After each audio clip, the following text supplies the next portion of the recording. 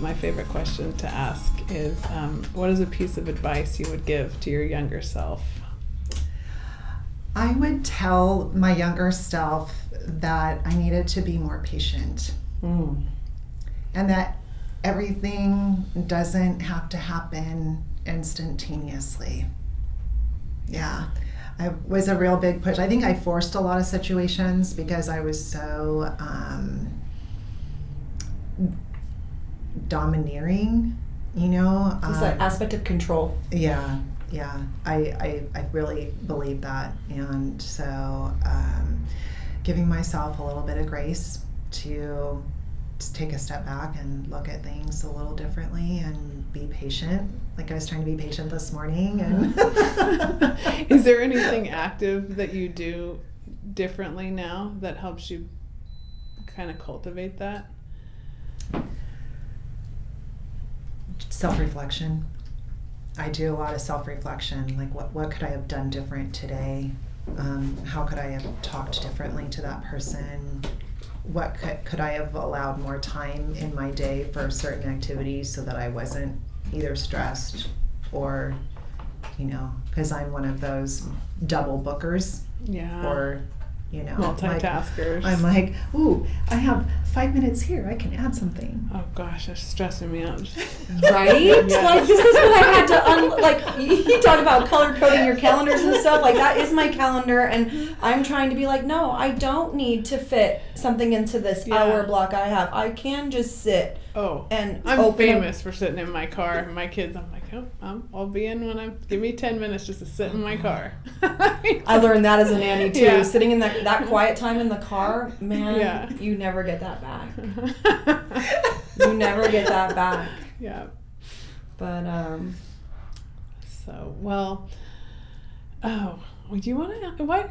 You've been on once, but I have. It's but been a while. Yeah, you want to give me another answer for a piece of advice you'd give to your younger self? On this topic that we've talked about today, generational learning, parenting, things like that, I think the biggest thing looking back, I would say show and give verbal appreciation more often to the people that you know love you and take care of you. Like, that's something that's so important, I think, and people who are in those servant positions or in the positions where you're taking care of other people, the appreciation goes a long way because you don't always get it. Yeah. But for me, specifically looking back now too, I wished I would have been in a better emotional and mental headspace to stay connected to my siblings after I left for college. Like, I'm finding in my adult life the relationship connections are what I've lacked because I went straight into work and I've had 3 to 4 jobs on a daily basis, working 7 days a week, and then finding that I feel empty, even though like I have something to do all the time and people to see and talk to and help and all these things, but still not feeling fulfilled. So the advice that I would give is like, pay attention to the relationships, foster them, you know, and then show appreciation for people that take care of you and that you love. Can I piggyback on that for just Sure. a second? Yeah. One of the things that I learned as each one of them left the house was that I failed to recognize the power that the oldest child leaving the house was going to, how that was going to impact the younger kids. Yeah, that's big. And it really, we don't think, everybody's thinking that empty nest for the parents. Mm-hmm. It's not about the parents. It's about those younger kids and how they fit in the family now. Like, that birth order changes when the oldest one moves out. And I think... And each consecutive one. Yeah. And I feel like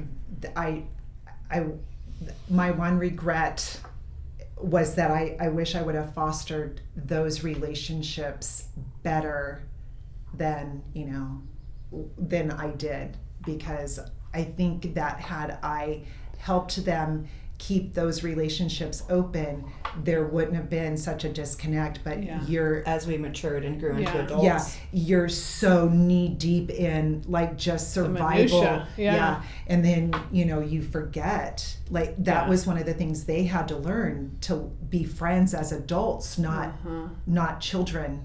That those relationships Great are different. advice. Yeah. It's great advice, and I can see how easily that happens too. I mean, that's a really good hindsight. Yeah. Little wisdom. Yeah. nugget right That there. time you can't get back. Yeah, for sure. And the other thing I heard you guys say there, what it made me think of is parenting is it's such a process of delayed gratification. Yeah. Oh, yes. So for the people 100%. out there, Patience. when you're in the thick of it, and it sounds so cliche, and people say it goes so fast, and and it doesn't feel like it's going fast when It they're doesn't. little, and it doesn't feel like it's going fast when they're fighting, and it doesn't feel like it's going fast if you're going through a divorce. But the thing is, like, if you can, the more and more you can learn to be present, that delayed gratification you start to get, and I'm sure you've had some of these moments where you look around and go, wow, like it does, nothing comes together perfectly. But when it comes together, it's the most rewarding thing. really And going is. to your point of like relationships over any of the stuff that we do.